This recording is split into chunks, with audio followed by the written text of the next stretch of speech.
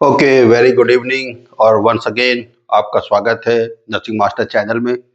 और आज बिल्कुल नया टॉपिक लेकर आए हैं। उम्मीद है कि आप लोग की दीपावली और छठ बहुत अच्छे से मना होगा।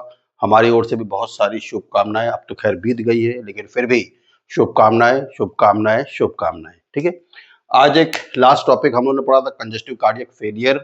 उस पे आप लोगों ने थोड़ा सा वीडियोस के व्यूज कम किए हैं। मुझे नहीं मालूम आपको समझ में आया कि नहीं समझ में आया, लेकिन कमेंट्स में कोई पूछता नहीं है। ठीक है, लेकिन आज हम लोग एक नया टॉपिक शुरू करेंगे। टॉपिक क्या है, ये एक ऐसे मेरे मन में ख्याल आया क्योंकि मैंने अपने हॉस्पिटल में ऐसा एक्सीडेंट देख लिया, तो इसलिए मेरा ये मन किया कि मैं आपको भी इस बात को बताऊं। ओके, तो कहने का मतलब ये होगा कि सपोज आप किसी पेशेंट को नर्सिंग केयर कर रहे हो या कोई भी मेडिकल प्रोफेशनल पेशेंट की केयर कर रहा है, और पेशेंट या तो नोइंग है, क्योंकि मान लो हम पेशेंट को सर्जरी करते हैं तो पेशेंट का हम सारे टेस्ट कराते हैं, HIV टेस्ट वगैरह ये सारी चीजें हम कराते हैं। सेक्सुअली ट्रांसमिटेड डिजीज हम लोग वो करवाते हैं, जो कि निडल से भी फैल सकता है। अगर इन्फेक्टेड निडल से पोक हो गया तो फैल सकता है। मान लो उसकी सर्जरी हो रही है और जो सर्जिकल ब्लेड है उससे लग गया या किसी भी सर्जिकल इंस्ट्रूमेंट से लग गया, तो जो हेल्थ केयर प्रोफेशनल है, either it is nursing, either it is doctor, however it is, ठीक है, तो वो भी क्या हो जाएगा, एक्सपोज हो जाएगा। तो आज हम लोग बात ये करेंगे कि एक्सीडेंटली अगर कोई भी HIV पॉजिटिव पेशेंट जिसकी आप केयर कर रहे हैं और उसका आप मान लो सपोज इंजेक्शन लगा रहे हैं या उसको आप IV ड्रग लगा रहे हैं, और जब IV का आप स्टिलेट निकालते हैं तो निकालते समय झटके से आपके हाथ में पोक हो गया, लग गया। ठीक है, नंबर वन वो तो आप जान रहे ही HIV पॉजिटिव पेशेंट।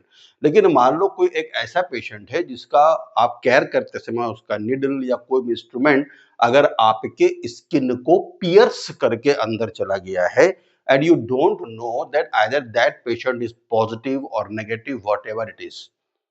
ठीक है, इसीलिए बहुत सारे हॉस्पिटल्स में एक रूटीन प्रैक्टिस करी जाती है। एक रूटीन टेस्ट के साथ साथ जितने भी जैसे HIV है, हेपेटाइटिस बी है, हेपेटाइटिस सी है, HCV है, ये सारे टेस्ट को वो लोग रेगुलर बेस पे करवाते ही करवाते हैं, जिससे कि एक प्रिकॉशन रहे जो लोग हेल्थ केयर दे रहे हैं उस पेशेंट को। ये बहुत अच्छी टेक्निक है, ये बहुत अच्छी बात है ये। लेकिन बहुत सारे ऐसे हॉस्पिटल्स हैं जहां पर पेशेंट पे नहीं कर पाते, क्योंकि कुछ ये टेस्ट महंगे भी होते हैं, नहीं पे कर पाते, तो उस कंडीशन में सिर्फ जो जरूरत के टेस्ट होते हैं वही करा ले जाते हैं। अब आपको पता ही नहीं है कि वो पेशेंट HIV पॉजिटिव है। मैं उनकी बात नहीं कर रहा हूँ जो लोग ड्रग्स लेते हैं तो फेंके हुए नीडल से ही अपना इंजेक्शन लगा रहे, ड्रग्स ले रहे, मैं उनकी बात नहीं कर रहा हूँ, मैं हेल्थ केयर प्रोफेशनल्स की बात कर रहा हूँ। ठीक है, अब मान लो कि इन केस एक्सीडेंटली लग गया, अगर आप जान रहे हैं और उसकी फाइल के ऊपर लिखा हुआ है कि patient is HIV positive, hepatitis B positive, hepatitis C positive, HCV positive, कोई भी हो, हम यहाँ मेनली HIV ले चल रहे हैं क्योंकि आदमी डर इसी पे जाता है। ठीक है, तो हम इसकी बात लेकर चलेंगे। तो हमें करना क्या है, अगर मान लो लग गया, तो अपने पास पहली बात तो ये है कि कितना टाइम है।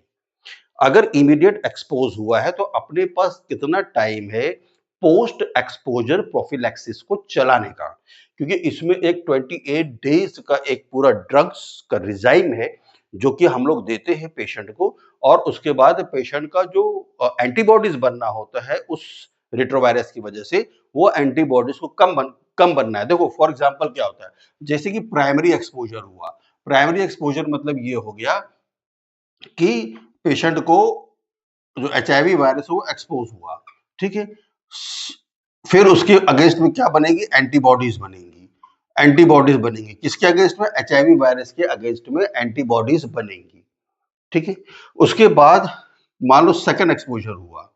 ठीक है, सेकंड एक्सपोजर होने के बाद मान लीजिए HIV का एक्सपोजर हुआ, तो ये एंटीबॉडीज क्या करेंगी, तब यहाँ पर ये एंटीजन का काम करेगा, ये एंटीबॉडीज है, इनके बीच में क्या हो जाएगा, एंटीजन एंटीबॉडी रिएक्शन होगा, वो कुछ ज्यादा ही खतरनाक होगा। ठीक है, अब यहाँ पर प्री एक्सपोजर तो कोई मतलब ही नहीं। पोस्ट एक्सपोजर अगर आप HIV पॉजिटिव के पेशेंट की केयर करते समय निडल गड़ गई, तब अपने को क्या क्या स्टेप लेना है अपन उसकी बात करेंगे। ठीक है, घबराना नहीं। चलो, सबसे पहले क्या करना है, वॉशिंग द वूंड सोप से और रनिंग वाटर से, जितना देर हो सके। ऐसा नहीं कि 2 दिन तक लगाते रहो। ठीक है, तो मतलब आप कम से कम 15 से 20 मिनट रनिंग वाटर से, उसको स्क्रब नहीं करना है, हल्के हल्के हाथ जेंटली सोप लगाना है। सोप लगा के आपको उसको रनिंग वाटर से क्या करना है बेटा, आपको इसको वॉश करना है, ठीक है, रनिंग वाटर से। उसके ऊपर कोई भी, पहली बात स्क्रब नहीं करना है, ये नहीं कि मार झम झम झम झमा के रगड़ दिए, फट गया, जितना कुछ छोटा मोटा रखा वो फाड़ डाले तुम लोग और ज्यादा एक्सपोज हो गया, ठीक है। और उसके ऊपर कोई भी एंटीसेप्टिक लोशन नहीं लगाना है। एंटीसेप्टिक लोशन इसलिए लगाते हैं, फॉर एग्जांपल जैसे ब्लीचिंग वगैरह है, क्योंकि आप ये जानते हो कि अगर एचआईवी पेशेंट का कोई सर्जरी होता है तो इंस्ट्रूमेंट फेंक तो देते नहीं है, उस कंडीशन में उसको कुछ एक कंसंट्रेशन में ब्लीचिंग सोल्यूशन में डुबा कर रखते हैं फॉर 24 आवर्स टू 48 आवर्स तक के लिए। तो ऐसा नहीं कि आप ब्लीचिंग अपने हाथ में भी लगा लो, स्किन जल जाएगी तुम्हारी, तो ये भी प्रैक्टिस नहीं करना है। तो number 1, washing the wound very thoroughly with the soap and running water, then allow to bleed briefly. मतलब ब्लीड करने का मतलब ये है कि जहां पर निडल पोक हुई है तो बहुत ज्यादा खून तो निकलेगा नहीं, तो उसको प्रेस कर करके जितना देर, मतलब बहुत देर तक नहीं, ठीक है, 1 मिनट तक आप उसको क्या कर सकते हैं, दबा के उतने ब्लड को आप निकाल सकते हैं, ठीक है। पैनिक नहीं होना है, ठीक है, और वुंड को सक नहीं करना, जैसे अक्सर हम लोग कह रहे फट से मुंह में डाल दिया। लेकिन अगर किसी पेशेंट की निडल का या उसका क्या बोलते हैं सर्जिकल ब्लेड का जो एचआईवी पॉजिटिव है, अगर वो आपको लग गया है तो उसको सक नहीं करना, खींचना नहीं है। ऐसा ऐसा आप बोल सकते हो कि सक करने से कौन सा एचआईवी फैल जाएगा, वो तुम्हारा कहना सही है, लेकिन मेम्ब्रेन से एब्जॉर्ब हो गया तो, म्यूकस मेम्ब्रेन से एब्जॉर्ब हो गया तो फिर क्या करेंगे, वो होगा ही होगा, ठीक है। इसलिए शक नहीं करना। तो बेटा पहला स्टेप ये है। दूसरा स्टेप अपने को क्या करना है, प्रोफेशनल मेडिकल केयर इमीडिएटली लेने के लिए पहुंचना, वेट नहीं करना है। Once it has been reported that the patient is HIV positive और नॉट पॉजिटिव, तो भी अपने को ये दोनों प्रिकॉशन लेना ही लेना है, प्रिकॉशन लेना ही लेना है। तो सबसे पहले इमीडिएट मेडिकल अटेंशन आपको लेना है, ठीक है। इमीडिएट आपको अगर आपके यहाँ क्या एआरटी सेंटर है, एंटी रिट्रोवायरस ट्रीटमेंट का सेंटर है, तो वहां पहुंचना, नहीं तो किसी डॉक्टर के पास पहुंचना, उनको बताना है। अपने जो भी आपका सुपरवाइजर हो, जो भी आपका इंचार्ज हो, उसको रिपोर्ट करना है, इमीडिएटली रिपोर्ट करना है, ठीक है। रिस्क असेसमेंट करना है। बेटा रिस्क असेसमेंट मतलब ये होता है कि अगर निडल पोक कर गई है तो उसकी गहराई कितनी थी, कितनी डीप तक गए, डेप्थ कितनी थी, क्या जब वो निडल को आपने बाहर निकाला तो उस निडल को बाहर निकालते समय उसमें ब्लड था, ब्लड लगा था, आपका ब्लड। इसका मतलब कि अगर मान लीजिए एपिडर्मिस में लगा है तो ज्यादा दिक्कत नहीं है, लेकिन अगर वो एकदम डीप चला गया है, हाइपोडर्मिस तक या मसल तक चला गया है, तो दिक्कत है, क्योंकि वहां से ब्लीड फट से हो जाएगा और आपके निडल में क्या रहेगी, ब्लड लगा रहेगा, ठीक है। फिर बेसलाइन टेस्टिंग। बेसलाइन टेस्टिंग का मतलब ये होता है बेटा कि यहां पर एचआईवी का पेशेंट को आपको इमीडिएटली क्या कराना है, टेस्ट कराना है, ठीक है। जिसका नहीं हुआ है, जिसका हुआ है उसका तो सबको पता ही है, जिसका नहीं हुआ मैं उसकी बात कर रहा हूं, उस पेशेंट का तुरंत एचआईवी टेस्ट कराना है। और सिर्फ एचआईवी नहीं, हेपेटाइटिस बी वायरस ये भी करा लो ना, क्या दिक्कत है, हेपेटाइटिस सी वायरस और एचसीवी, अरे ये हेपेटाइटिस सी वायरस, ठीक है, ठीक है। इसको भी क्या करो आप, वो कर लो, करा लो, ठीक है। बेसलाइन टेस्टिंग ये है। और सबसे इंपॉर्टेंट है इनिशिएट पीईपी। पीईपी मतलब होता है post exposure prophylaxis. Post exposure prophylaxis ये क्या चीज है, ये देखेंगे, ये बहुत इंपॉर्टेंट है, इसको आपको इमीडिएट फॉलो करना है, ठीक है। This is very important, initiate PEP, post exposure prophylaxis. और बेटा इसको इंसिडेंट के समय से लेकर 72 आवर्स तक आपको स्टार्ट कर ही देना है। अगर नहीं करेंगे, स्टार्ट नहीं करेंगे, फिर कोई मतलब नहीं होगा, एक्सपोजर टाइम क्या हो जाएगा और बढ़ जाएगा। मेरी बात समझ रहे हैं आप लोग? चलो अब देखिए पीपी है क्या। तो पीपी बेटा, इसको मैं यहां से रब करता हूं, पीपी पे बात करते हैं। चलो तुम लोग ज्यादा वीडियो को सब्सक्राइब क्या करो, वीडियो को लाइक क्या करो, इसमें तुम्हारा चवन्नी नहीं जाता है, अच्छी एक टॉपिक मिल जाती है, एक अच्छी रिसर्च करने के बाद टॉपिक मिल जाती है और आप लोग सपोर्ट नहीं करते। देखो आपके लाइक करने से आपका कुछ नहीं जाता है, लेकिन हम लोगों को बहुत उससे एफर्ट मिलता है, ठीक है। सॉरी, उससे हम लोगों को बहुत क्या होता है, फायदा मिलता है। चलो तो बेटा सबसे पहले इनिशिएट पीपी। पीपी आप समझिए क्या है। पीपी होने से पहले आपका इन्फॉर्म्ड कंसेंट लिया जाता है। इन्फॉर्म्ड कंसेंट इसलिए लिया जाता है क्योंकि आ, आपकी काउंसलिंग करी जाती है और काउंसलिंग में आपको ये बताया जाता है कि जो आपको ड्रग्स देंगे, एआरटी जो ट्रीटमेंट आपका anti retroviral treatment, anti retro viral treatment जो करेंगे, उस ट्रीटमेंट में क्या क्या ड्रग्स देंगे ये आपको बताया जाएगा। क्या क्या ड्रग्स देंगे वो मैं आपको बताऊंगा, ठीक है। क्या टाइमिंग होगी ड्रग्स की, और ड्रग्स का क्या साइड इफेक्ट्स हो सकता है, ठीक है। ड्रग्स का क्या साइड इफेक्ट्स हो सकता है, नाको ने ये पूरा निकाला है, ministry of health, health ministry ने, ठीक है। ड्रग्स, टाइमिंग, उसके साइड इफेक्ट्स। अब ये आपका कंसेंट है, जिसको भी मतलब जो एक्सपोज हो गया है, ठीक है, उसका ये कंसेंट है कि either he will take the ART और नॉट। ये आपका कंसेंट होगा, ताकि बाद में आप ये नहीं कहने पाएंगे कि इससे हमको मेजर साइड इफेक्ट हो रहा है। आप बीच में बंद नहीं कर सकते। You have to start from 1 to 28 days तक इस पूरे कोर्स को कंप्लीट करना है। इसमें कोई एडमिशन भर्ती की जरूरत नहीं पड़ती, आप उसको घर पे भी ले सकते हैं, ठीक है। नंबर 1। फिर बेटा इसमें क्या करना है, क्या बोलते, follow up testing. Follow up testing का मतलब ये होता है कि अब आपको लगातार ये देखते जाना है कि एचआईवी वायरस के लिए कोई एंटीबॉडी आपके शरीर में डेवलप तो नहीं कर रही है, ठीक है। तो यहाँ पर बेसलाइन मतलब कि आप इमीडिएट विद इन 72 आवर्स भी कर सकते हैं, पहली, ठीक है।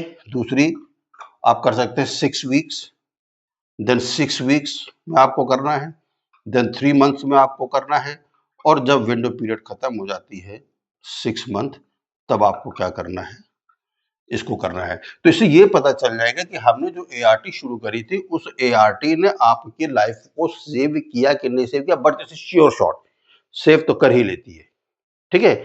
लेकिन ये आपको जो बेसलाइन टेस्टिंग है, इस सॉरी, ये जो फॉलो अप टेस्टिंग है, ये फॉलो अप टेस्टिंग आपको हमेशा, मतलब हमेशा नहीं, मतलब 72 आवर्स के अंदर में 6 वीक्स में, 3 मंथ्स में और 6 मंथ्स में करना ही करना है, ठीक है। फिर नेक्स्ट क्या आप लेंगे, prevent secondary transmission.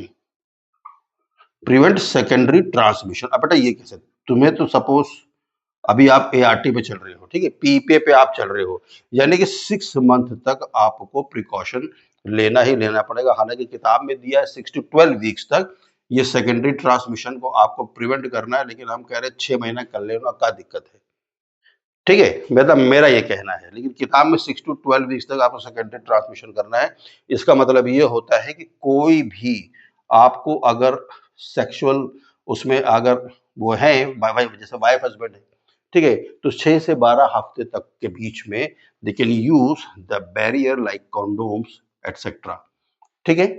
Number 2, blood donate नहीं करना है, नो ब्लड डोनेशन, ब्लड को डोनेट नहीं करना है, ठीक है। नंबर, ठीक है, हाँ, वो इतना ही करना है, ज्यादा कुछ नहीं करना है। तो ब्लड डोनेट नहीं करना है और सेफ सेक्सुअल प्रैक्टिसेस करनी है, ठीक है। फिर आपको इन्फेक्शन को मॉनिटरिंग करना है। कौन सी इन्फेक्शन को, एचआईवी के इन्फेक्शन को तो मॉनिटरिंग करना ही करना है, ठीक है। Number 1, hepatitis B vaccinated.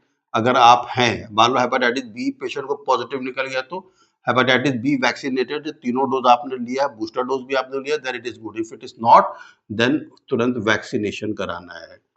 और हेपेटाइटिस सी का तो खैर कोई प्रोफिलैक्सिस ही नहीं है, इसलिए तो उसकी बातें खत्म हो जाती है, ठीक है। और लास्ट, साइकोलॉजिकल सपोर्ट करना है, साइकोलॉजिकल सपोर्ट। अब साइकोलॉजिकल सपोर्ट तुम तो अपने आप को क्या करोगे, कोई दूसरा ही तुम्हारे लिए साइकोलॉजिकल सपोर्ट करेगा, ठीक है। तो बेटा इंडिया में पीईपी क्या है, इंडिया में पीईपी कैसे होता है, मेरी बात समझ गई इतना। चलो थोड़ी सी बात करेंगे, बहुत लंबा नहीं करेंगे, क्योंकि मुझे पता है तुम्हें पढ़ना अच्छा नहीं लगता है, रील्स देखना अच्छा लगता है, तो मैं तुमको रील्स के लिए टाइम दूंगा, ऐसी बात नहीं है, ठीक है। चलो, PEP in India, post exposure prophylaxis in India में कौन इसके लिए रिस्पॉन्सिबल है। सबसे पहली बात, पीपी इन इंडिया में क्या है, 28 डेज का बेटा टोटल कोर्स है, 28 डेज कोर्स ऑफ एआरटी। देखो ये एग्जाम के क्वेश्चन है तुम्हारे उसके लिए, ठीक है। नंबर 2, इसको स्टार्ट कर देना है 70, should start with in 72 hours of exposure, ठीक है, ये इसकी गाइडलाइन है, ठीक है। नंबर 3, जितना भी आपको एआरटी है बेटा ये अवेलेबल है कहाँ पे, नाको में, नाको क्या है? हर एक डिस्ट्रिक्ट में नेशनल एड्स कंट्रोल प्रोग्राम। ये क्या है? National AIDS control programme. और बड़े बड़े सेंटर्स में जैसे मेडिकल कॉलेजेस वगैरह में भी ये नाको चलता है। ठीक है, तो इमीडिएटली वहाँ 72 आवर्स में पहुंचना। आप अपने गूगल में सर्च कर लो कौन सा आपके पास क्लोजेस्ट सेंटर, वहाँ तुरंत पहुंच के उनको आपको बताना है। ठीक है। अच्छा बेटा, एक चीज और बता दूं, नाको का हेल्पलाइन नंबर भी लिख लो। तुम्हारे काम का शायद ना अच्छा हो कि ना हो, लेकिन आप दूसरे की हेल्प तो कर ही सकते हैं। ठीक है, तो नाको का जो नेशनल टोल फ्री नंबर है, नेशनल जो टोल फ्री नंबर है, दैट इज 1097। लिख लो, किसी की जान बचाने के काम आएगा। ठीक है, चलो अब होता क्या है नाउ, एआरटी में हम ड्रग्स क्या क्या देते हैं। ठीक है, ये तुम्हें अपनी ओर से नहीं देना है कि खुद ही डॉक्टर बन गए, खुद ही डॉक्टर नहीं बनना है। Now what is ART? ART में हम क्या क्या चीज, क्या क्या ड्रग्स का कॉम्बिनेशन देते हैं बेटा। ठीक है, one is tenofovir, tenofovir 300 milligram. Number 2 lamivudine, lamivudine 300 milligram. ठीक है, number 3 efavirenz, efavirenz this is 600 milligram. Dosage क्या है? OD, once a day into 28 days. ठीक है, एआरटी का साइड इफेक्ट्स क्या हो सकता है? वो साइड इफेक्ट्स ही इंपॉर्टेंट है, क्योंकि इसीलिए तुमसे क्या लिया जाता है? कंसेंट लिया जाता है। ठीक है, तो बेटा तो इनिशियली जो होता है दैट इज नॉजिया, है ना, नॉजिया, डायरिया, ठीक है, fatigue, headache, fatigue, headache and skin rashes. ठीक है, लेकिन लॉन्ग टर्म साइड इफेक्ट होता है जो मेटाबॉलिक साइड इफेक्ट भी है। लॉन्ग टर्म साइड इफेक्ट जो होता है बेटा, that is may be weight gain और चेंजेस इन बॉडी शेप। अब वेट गेन होगा तो आड़ा तिरछा शरीर तो हो ही जाएगा। ठीक है, ठीक है, चलो और क्या है? कोलेस्ट्रॉल लेवल बढ़ सकता है, high cholesterol.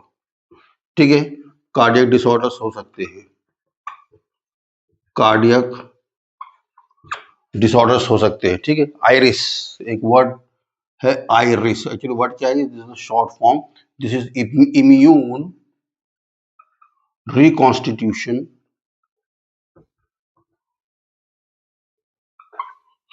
Inflammatory syndrome, inflammatory syndrome, ये आयरिस है, इम्यून रिकॉन्स्टिट्यूशन इन्फ्लामेटरी सिंड्रोम। ठीक है, इसमें क्या बेटा, this is a temporary condition जहां पर पूरा का पूरा इम्यून सिस्टम रिस्पॉन्स करने लगता है। जब पूरा का पूरा इम्यून सिस्टम रिस्पॉन्स करने लगता है तो इन्फ्लामेशन होने लगता है बॉडी के अंदर। ठीक है, इन्फ्लामेशन होने लगता है बेटा। और organ toxicity, organ toxicity specially liver में, किडनी में। तो ये सब लॉन्ग टर्म है, 28 डेज के बाद भी वो ड्रग का रेसिड्यू रह जाता है। तो ड्रग का रेसिड्यू रह जाएगा तो वो क्या करेगा? टॉक्सिसिटी अपनी साइड इफेक्ट्स को तो देगा ही देगा। तो कुल मिला के कहने का मतलब ये हुआ कि एक्सीडेंटली अगर नीडल पोक्ड हो जाए, अगर पेशेंट एचआईवी पॉजिटिव नहीं है, तो आपको सारे बेसलाइन टेस्ट कराने हैं, लगे हाथ हेपेटाइटिस बी का भी, हेपेटाइटिस सी का भी, एचसीवी का भी करा लो, कोई टेंशन नहीं। ठीक है, अगर पहले से ही मालूम पेशेंट एचआईवी पॉजिटिव तो क्या साथ में उसको हेपेटाइटिस बी और हेपेटाइटिस सी भी तो नहीं है, तो ये भी जांच करा लो। ठीक है, तो ये आपके लिए एक सिंपल सा स्मॉल सा तरीका है, और इस तरीके से आप अपनी लाइफ को भी सेव कर सकते हैं, और अगर किसी दूसरे को एक्सपोज हो गया है तो उसको भी आप सेव कर सकते हैं। एआरटी सेंटर्स बड़े बड़े हॉस्पिटल्स में चलता है, नाको ने खुद बना के रखा हुआ, नेशनल एड कंट्रोल ऑर्गेनाइजेशन ने, और इंडिया का ही है ये, और मिनिस्ट्री ऑफ हेल्थ की तरफ से ये स्टार्ट किया गया है, जिसका मैंने आपको बताया है कि जो फ़ोन नंबर है, जो national toll free number, that is 1097। तो इस पे आप अपनी खुद की मदद करिए, किसी दूसरे की भी मदद करिए और डरने की ज़रूरत नहीं है, ठीक है? सब चीज़ होगा न बढ़िया होगा, कोई टेंशन की बात नहीं है। तो बस आपसे ये रिक्वेस्ट है कि बॉस आप लोग कंटेंट को देखिए, पढ़िए, शेयर करिए, इसको लाइक ज़रूर किया करिए और सब्सक्राइब करिए। सब्सक्राइब करेंगे तो घंटी को बजा दिया करिए टर्न से, इसमें आपका कुछ भी नहीं जाता है क्योंकि इसमें बहुत परिश्रम लगता है बेटा। आप देख रहे हो किस रिसोर्सेज़ में ये सारे काम किए जाते हैं, बस इसलिए कि एजुकेशन आगे बढ़े। बहुत सारी चीज़ें ऐसी होती हैं जो आप क्लासेस में मिस कर जाते हैं, वो आप यहाँ मिस ना करें। तो लाइक ज़रूर करना, शेयर ज़रूर करना and above all subscribe to the channel. Thank you.